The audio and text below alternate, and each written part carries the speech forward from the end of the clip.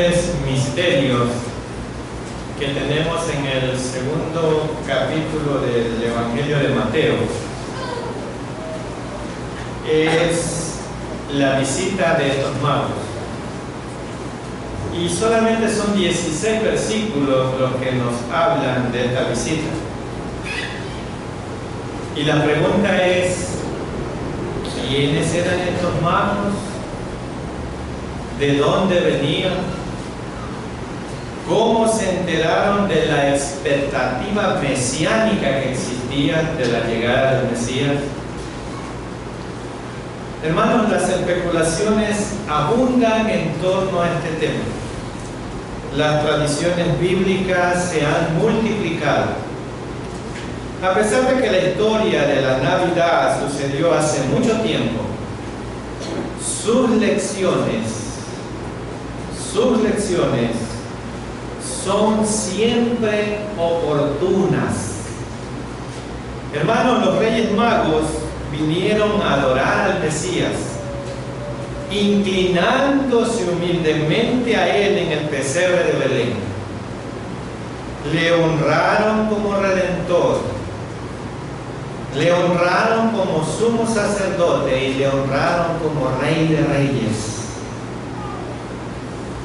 Hermanos y hermanas, ¿pensó usted alguna vez dar un regalo a Dios durante esta época de Navidad? ¿Pensó usted en alguna vez, en esta temporada navideña, que usted le podría dar un regalo a Dios en esta Navidad? ¿Pensó usted eso? Tal vez dar regalo a sus seres queridos. Si usted es maestro, da regalo a sus alumnos. Si usted es una persona amable con sus vecinos, también puede darle regalo a sus vecinos. Pero, ¿ha considerado usted cómo usted también puede bendecir al Todopoderoso? ¿Ha pensado usted también cómo usted también puede bendecir al Todopoderoso? Después de todo, hermanos, la Navidad es un tiempo para adorar a Jesucristo, quien se despojó a sí mismo y tomó forma de siervo a favor nuestro. Y eso lo dice Filipenses 2:7, sino que se despojó a sí mismo tomando forma de siervo, hecho semejante a los hombres. Mira la condición de Dios. Podemos aprender mucho, hermanos, de los magos que fueron a visitarlo a Belén. Y eso nos proponemos en esta mañana. Miren, hermanos, desde nuestras perspectivas, sus regalos de oro, incienso y mirra pueden parecer raros. Pueden parecer raros para un bebé, sí, pero Jesús no era un niño, no era un niño común y corriente. Jesús era el mismo Dios, Rey de Reyes y Señor de Señores. Estos regalos, hermanos, simbolizan quién era Él y qué había venido a hacer aquí a esta tierra. Aunque la historia de los magos en el capítulo 2 de Mateo es muy conocida y casi todos los niños se la saben en la escuela dominical, en la academia, hermanos, todos sacaríamos provecho de ella al verla con nuevos ojos. Con nuevos ojos. Dios tiene algo especial para nosotros en este asombroso relato cuando contemplamos el significado de los regalos y cómo debemos responder a Cristo en adoración. Con la guía de nuestro buen Dios y su atención reverente, les invito a que junto a la palabra de Dios veamos el tema, la visita de los magos y el nacimiento de Jesús. Los magos del Oriente que ellos vieron una señal y buscaron al Mesías.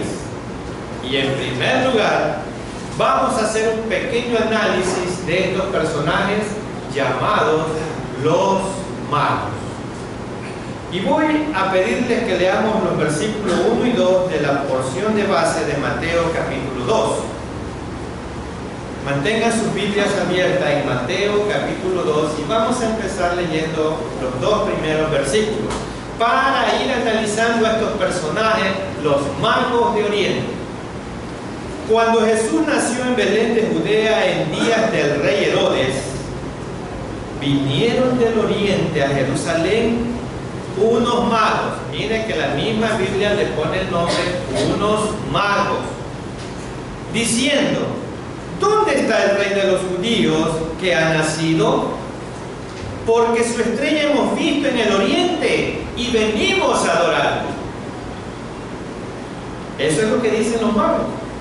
Los magos, hermanos, estudiaban las estrellas para interpretar eventos contemporáneos y predecir el futuro. Entonces, es una interpretación totalmente contraria a lo que pensamos hoy de lo que es un mago. Hoy día podemos decir que un mago puede ser un brujo, un hechicero, pero un mago, la Biblia aquí se refiere a personas que estudian el firmamento, que estudian los astros y las señales que están en el cielo. Eso eran estos magos. Ellos estudiaban las estrellas. Eran personas de grandes inquietudes, de grandes curiosidades insaciables. Deseaban descubrir la verdad.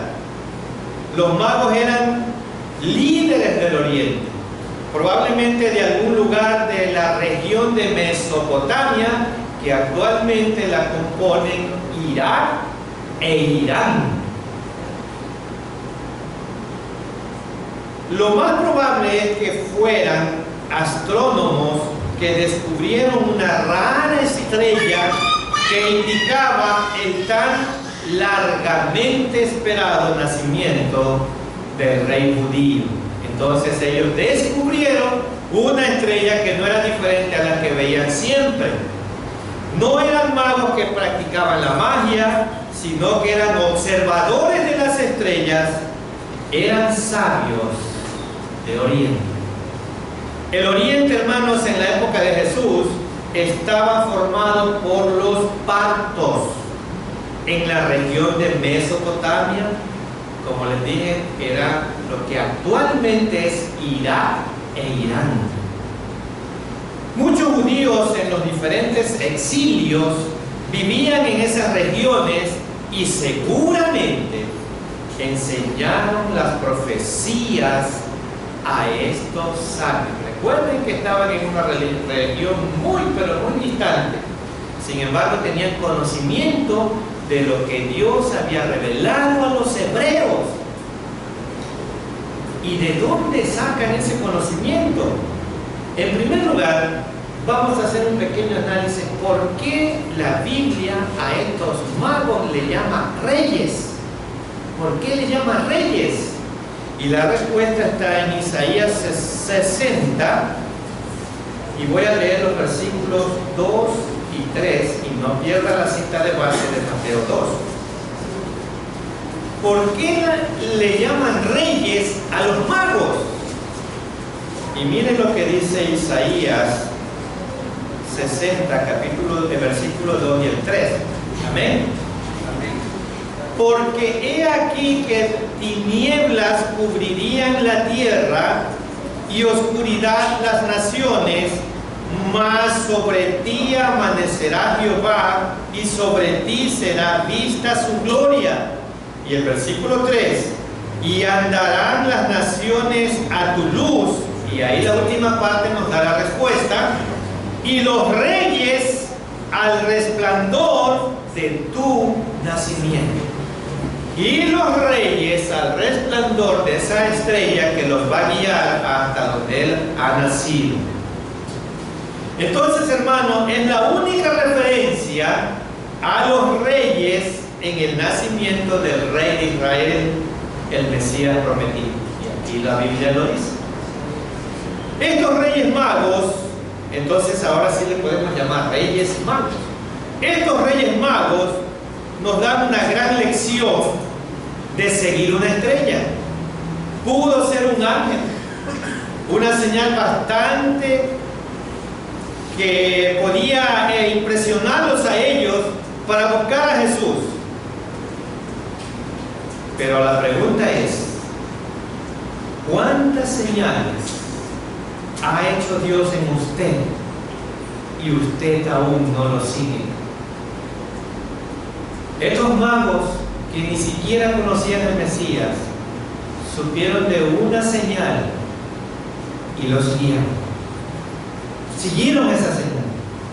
Y el trayecto de viaje fue más de 2 años siguiendo la estrella. ¿Cuántas señales ha hecho Dios en usted y usted no lo sigue? Y la pregunta que usted se estará haciendo en este momento es, ¿cómo tuvieron conocimiento estos hombres acerca del Mesías? ¿Cómo obtuvieron ese conocimiento de que por medio de esa estrella iban a llegar al Mesías, siendo de unas regiones muy apartadas? Después de todo, eran de distantes tierras, y lo que debe de darnos cuenta aquí, tierras paganas. ¿Cómo es posible? ¿Por qué ese interés? Bueno, la Biblia nos ayuda a desentrañar este misterio. Y vamos a desentrañar este misterio rápidamente. Miren, hermano, el libro de Daniel, en el Antiguo Testamento, ahí encontramos una vinculación entre el imperio babilónico y el imperio de Israel. Cuando Daniel estaba en su adolescencia, los babilonios dominaron la nación de Judá y fue llevado cautivo varios jóvenes inteligentes junto con muchos otros judíos a Babilonia. Allí crecieron y fueron separados para el servicio del rey junto con otros jóvenes hebreos, Daniel. Y vamos a leer rápidamente esto para darnos a entender cómo es que estos paganos, estos reyes paganos, conocían de esta profecía. Y les invito a que rápidamente vayamos a Daniel capítulo 1 y vamos a leer los primeros 6 versículos. Daniel capítulo 1 y vamos a leer los versículos del 1 al 6. Amén. En el año tercero del reinado de Joacim, rey de Judá, vino Nabucodonosor, rey de Babilonia, a Jerusalén y la sitió, o sea, hizo guerra y los tomó prisioneros. Y el Señor entregó en sus manos a Joacim, rey de Judá, y parte de los utensilios de la casa de Dios, y los trajo a tierra de Sinar, a la casa de su Dios, mire, Dios con minúscula, y colocó los utensilios en la casa del tesoro de su Dios, Dios con minúscula. Y mire el versículo 3.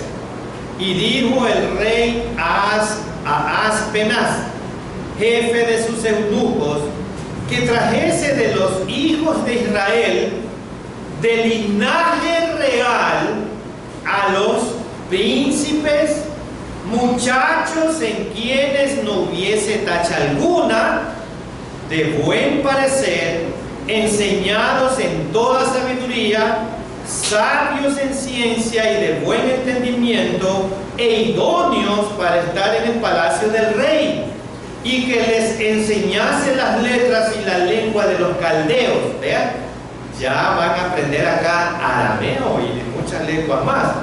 Y les señaló el rey ración para cada día de la provisión de la comida del rey y del vino que él bebía, y que los criase 3 años para que al fin de ellos se presentasen delante del rey. Entre estos estaba Daniel, Ananías, Misael y Azarías, de los hijos de Judá. Entonces ya vemos la conexión, cómo es que estos magos conocían de esta profecía de la llegada del Mesías. ¿Se dan cuenta? Debido a que el Señor le dio a Daniel el don de interpretar sueños, ascendió rápidamente de posiciones de liderazgo en los tiempos del imperio babilónico y del imperio persa. Sí, miren hermanos, a lo largo de toda su vida Daniel fue honrado, fue respetado por los reyes de ambos imperios, el babilónico y el persa. Muy probablemente los magos eran descendientes de quienes se enteraron por Daniel y otros judíos del Dios de Israel y del Mesías prometido. Generaciones más tarde, cuando apareció en el cielo la estrella, la señal del rey judío, los magos reconocieron inmediatamente el significado. Y hoy no solemos pensar nosotros en las estrellas como un medio de dirección divina. No. Sin embargo, cuando Dios hizo el sol, hizo la luna, hizo las estrellas, los creó no solo para iluminar la tierra, sino además con otros 3 propósitos. ¿Sí, hermano? Y vamos rápidamente a Génesis capítulo 1, versículo 14. Vamos a ver cómo Dios creó también estos cuerpos celestes con 3 propósitos. Génesis capítulo 1, versículo 14. Amén. Dijo luego Dios: haya lumbreras en la expansión de los cielos. ¿Para qué esas lumbreras? Para separar ¿qué cosa? El día de la noche. Vean el primer propósito. Y sirvan de señales para las estaciones. Segundo propósito. Y el tercero, para días y años. ¿Se dan cuenta cómo Dios crea todo perfecto y tiene toda su utilidad? Pero eso, hermanos, por eso la utilización de una estrella como señal para guiar a los reyes magos al Mesías no les debió sorprender a ellos. No les debió sorprender a ellos. No. Miren, hermanos, aquí hay un gran contraste que quiero que lo veamos rápidamente. No fueron sorprendidos ellos por esto. Y vamos a ver el contraste.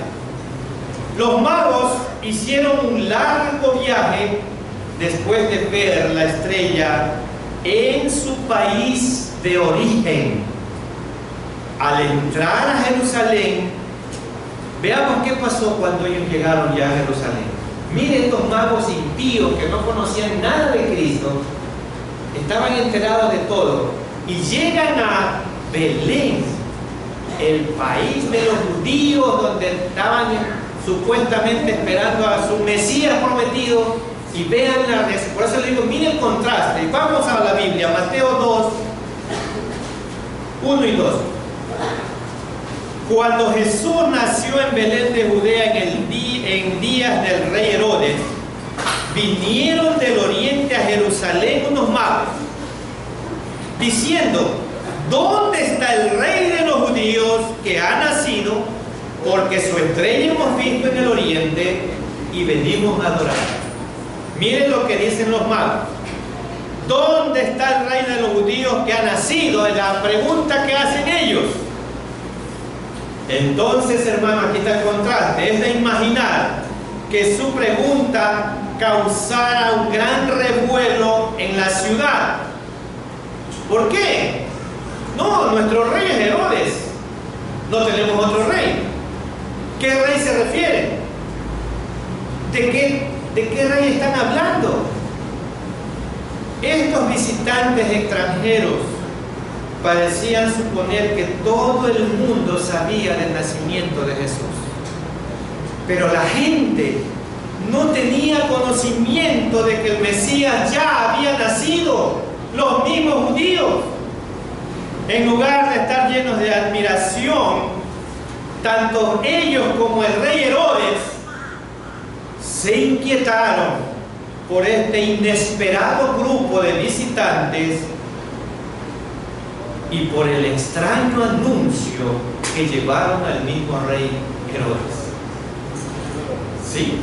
Veamos la Biblia, el versículo 3, Mateo 2:3. Y oyendo esto, ¿quién? El rey Herodes, ¿qué le pasó? Se turbó y toda Jerusalén con él. Se habían olvidado del Mesías prometido, su único Dios y rey era Herodes. Se turbaron, el pueblo de Dios se turbó. En cambio, las acciones de los magos estaban enfocadas generosamente en la exaltación del recién nacido rey de los judíos. Eran hombres de fe que creyeron la señal que Dios les había dado. A lo largo de su viaje habían dependido de su gracia divina al seguir la estrella fielmente por más de 2 años. Y voy a leer Mateo 2:9. Mateo 2:9. Ellos, habiendo oído al rey, se fueron.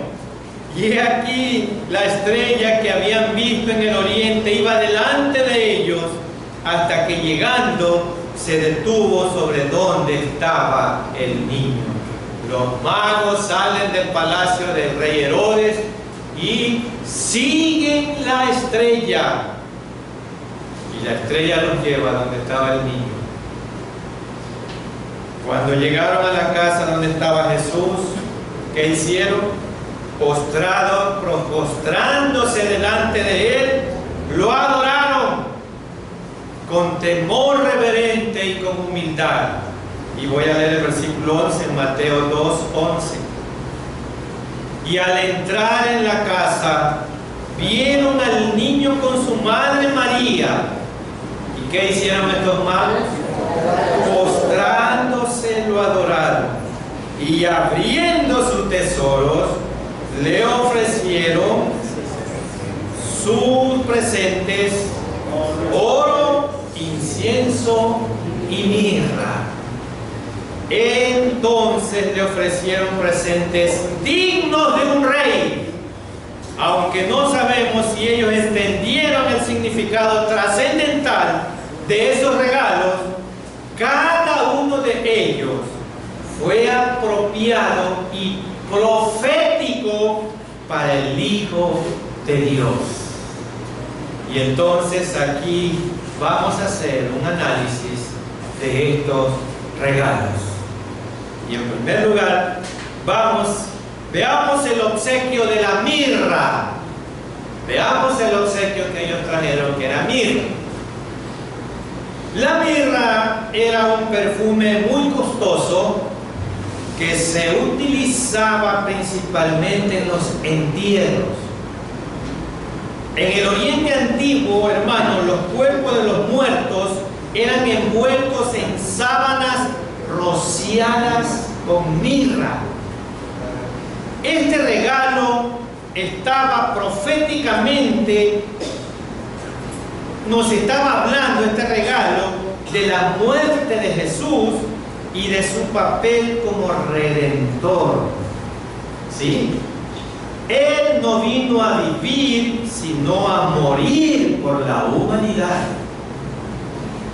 Humanidad pecadora, entregando su vida para que nosotros pudiéramos ser libres del pecado, la separación que dábamos eternamente con Dios. El simbolismo profético se cumplió cuando Nicodemo, bajó el cuerpo de Jesús de la cruz y lo envolvió en un lienzo con un compuesto de 100 libras de mirra y de aloe. Vamos a la Biblia. Juan 19, voy a leer los versículos del 38 al 40. Miren cómo se cumple el simbolismo mesiánico, profético, en cuanto a este perfume llamado mirra. Y Juan 19, 38 al 40 dice: después de todo esto, José de Arimatea, que era discípulo de Jesús, pero secretamente, miren, José de Arimatea era discípulo de Jesús, pero ¿cómo? Yo no me quiero ser expuesto porque después me van a señalar como hermanito. Yo mejor ando calladito, escondido. José de Arimatea, ¿cuántos José de Arimatea hay aquí? ¿Y por qué? Por miedo de los judíos, rogó a Pilato que le permitiese llevar el cuerpo de Jesús, y Pilato se lo concedió. Entonces vino y se llevó el cuerpo de Jesús. También Nicodemo, el que antes había visitado a Jesús, ¿cuándo? No quería que lo vean con Jesús. Vino trayendo un compuesto de mirra y aloe como 100 libras. Y el versículo 40, tomaron pues el cuerpo de Jesús y lo envolvieron en lienzos con especias aromáticas, según es costumbre sepultar entre los judíos. Vea el simbolismo de la mirra, uno de los regalos de los magos. ¿Qué les parece, hermano? Ahora veamos el segundo regalo, el incienso. El incienso. El incienso, hermano, tenía un papel importante en el culto judío que se hacía en el templo. Cuando los sacerdotes lo rociaban sobre los carbones encendidos del altar de oro, el fragante humo ascendía hacia arriba, simbolizando la ofrenda de sus oraciones. Entonces, el incienso apuntaba proféticamente al papel de Cristo como nuestro sumo sacerdote. En latín, la palabra traducida como sacerdote es pontífice, que significa, escuche bien, constructor de puentes.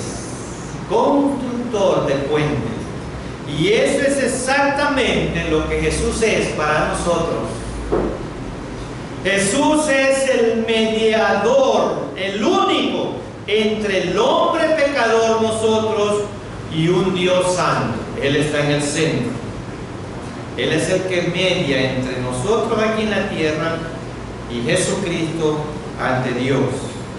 Jesús es el único mediador entre nosotros los pecadores y un Dios santo. Y voy a leer rápidamente la primera carta que Pablo escribe a los hermanos, a Timoteo, a su discípulo Timoteo, capítulo 2 y el versículo 5. Primera carta de Pablo a Timoteo, capítulo 2 y el versículo 5. Porque hay un solo Dios y un solo mediador entre Dios y los hombres. ¿Quién? Jesucristo, hombre. Como seres humanos estamos separados de Dios por el pecado, y eso lo sabemos todos. Y solo una persona, la única persona en el universo, puede pararse entre nosotros y Dios y unirnos nuevamente otra vez. Y ese fue Jesús, el que Dios envió a humanarse a esta tierra. El Señor Jesús ofreció su sangre para expiar el pecado de una sola vez y para siempre. Y vamos a leer esto en Hebreos 9, 12 al 14. Hebreos 9, 12 al 14. Al final de su Biblia está Hebreos. Y como por sangre de machos cabríos ni de becerros, sino por su propia sangre, entró una vez para siempre en el lugar santísimo, habiendo obtenido eterna redención.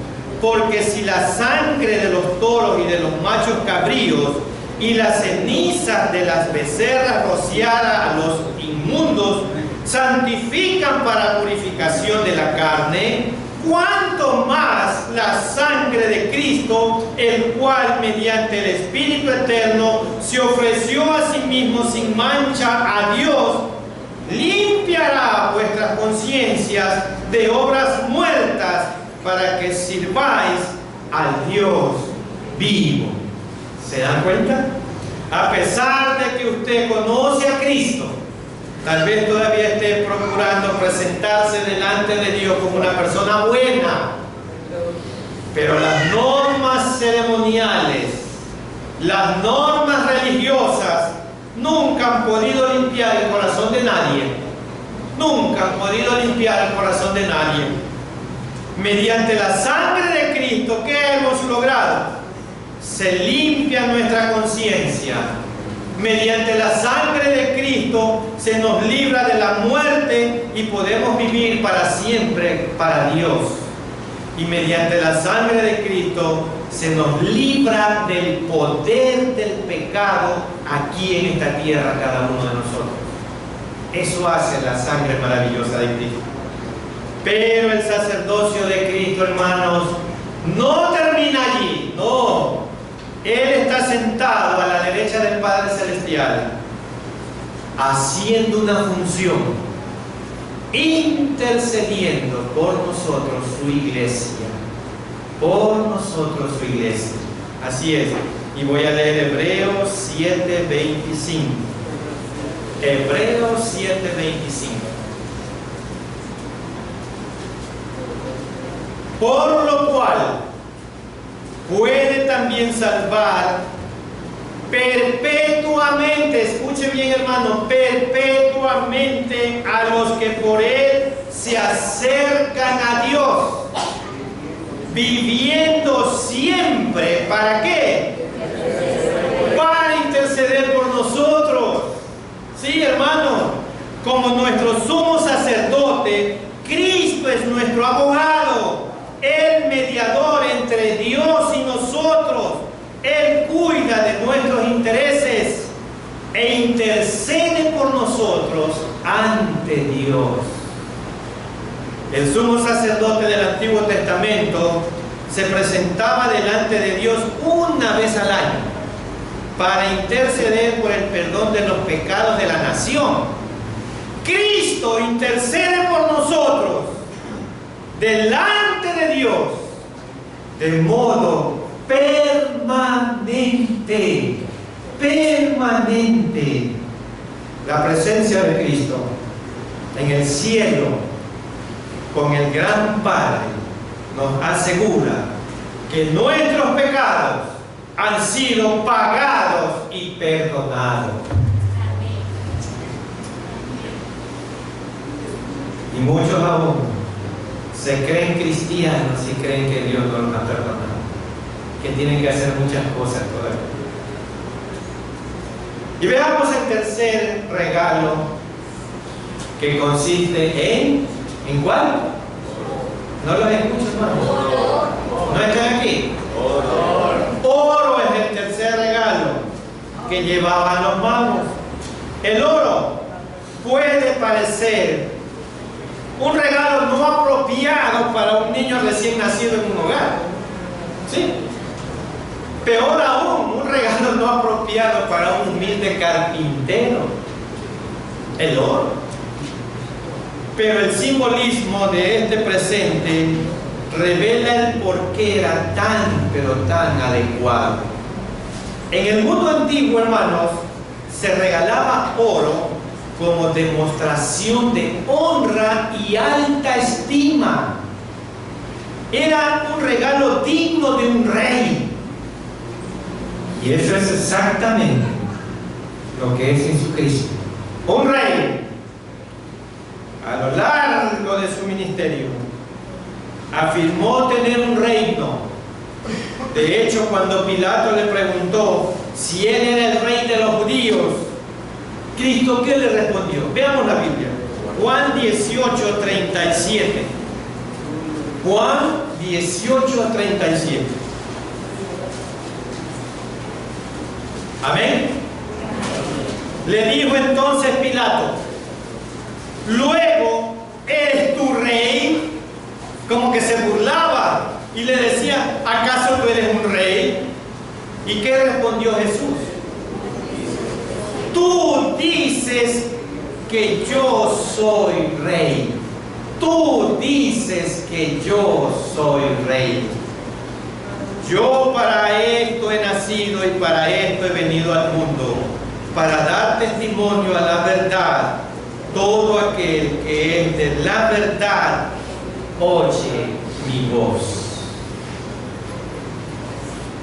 Aprendemos aquí a responder. Aprenda, hermano, a responder a muchas preguntas. Utilice el método de Jesús. ¿Jesús respondió algo aquí? No, la respuesta de Jesús fue la misma pregunta que le hicieron. Aprendan. Y voy a leer. Además, aclaró al sumo el asunto al decir, vamos al versículo 36, ponga su mirada un poquito arriba, al 36. Mire lo que él respondió. Respondió Jesús: mi reino, tú ya has dicho que soy rey, pero ahora él viene y le dice: mi reino no es de este mundo. El reino que tú me dices que yo soy rey, mi reino no es de este mundo. Si mi reino fuera de este mundo, mis servidores pelearían para que yo no fuera entregado a los judíos, pero mi reino no es de aquí. Si usted ha puesto su fe en Cristo como su Salvador, hermano, hermana, es parte de su reino.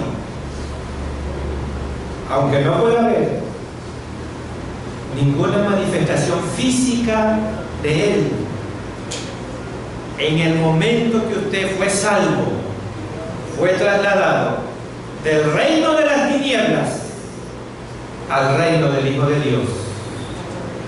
Pero un día, este reino espiritual se hará visible cuando regrese a la tierra por segunda vez para reinar como Rey de Reyes y Señor de Señores.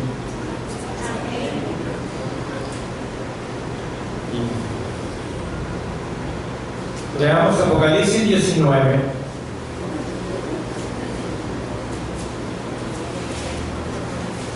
Los versículos 15 al 16.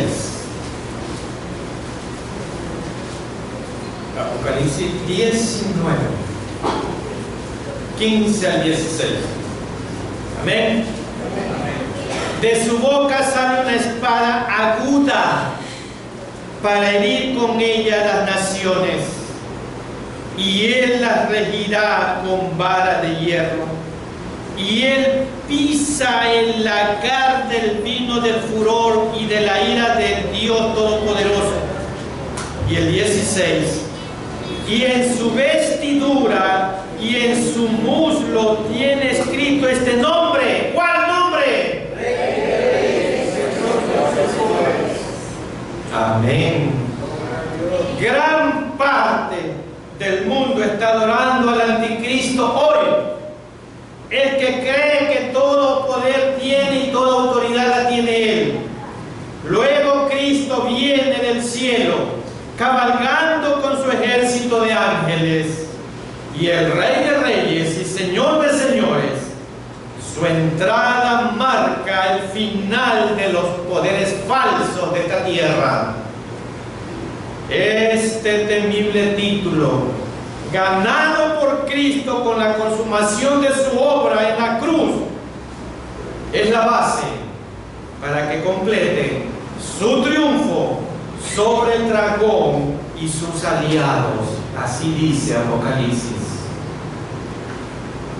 ¿Cómo concluimos este mensaje en esta mañana? a pesar de la historia de la Navidad, que sucedió hace mucho tiempo, sus lecciones son siempre oportunas. Los magos vinieron a adorar al Mesías, inclinándose humildemente ante Él. Le honraron como Redentor, le honraron como sumo sacerdote y le honraron como rey. Si usted quiere imitar su ejemplo, también puede festejar al Salvador y deleitarse en lo maravilloso que Él es. Cristo vino a andar entre los hombres para que nosotros pudiéramos andar con Él para siempre. Si usted lo acepta como su Rey hoy, como su Redentor, como su sumo sacerdote, descubrirá el gozo y las insondables riquezas de su maravilloso amor. ¿Cómo lo aplicamos? Quiero hacer una pregunta finalmente. ¿Pensó usted alguna vez dar un regalo a Dios durante esta época de Navidad? ¿Pensó usted alguna vez dar un regalo a Dios durante esta época de Navidad? El mejor regalo que usted le puede dar a Jesús en esta Navidad es darle el control total de su vida. Que usted mengue y Él crezca. Para que Jesús crezca en nuestras vidas, la palabra menguar es clave. Y la palabra menguar significa irse consumiendo poco a poco, irnos consumiendo poco a poco, para que el Señor crezca en nuestras vidas. Nuestro viejo hombre debe irse consumiendo de día en día. Nuestra vieja naturaleza debe de ir desapareciendo. Y el apóstol Pablo nos dice: ¿cómo podemos menguar cada día en este reino malo? El Señor tiene que reinar en nosotros. ¿Y cómo usted puede, cómo nosotros podemos menguar de día en día? Y Pablo nos da la respuesta en ese gran versículo de Gálatas 2:20. ¿Cómo usted puede menguar de día en día? Con Cristo estoy juntamente crucificado, y ya no vivo yo, mas Cristo vive en mí. Y lo que ahora vivo en la carne, lo vivo en la fe del Hijo de Dios, el cual me amó y quiso dar su vida voluntariamente por mí. Hermanos, el mejor regalo que usted le puede dar a Jesús en esta Navidad es dejar que Jesús nazca en su corazón, en su interior, y podamos decir en esta Navidad: yo no vivo, porque ahora Cristo vive en mí. Amén.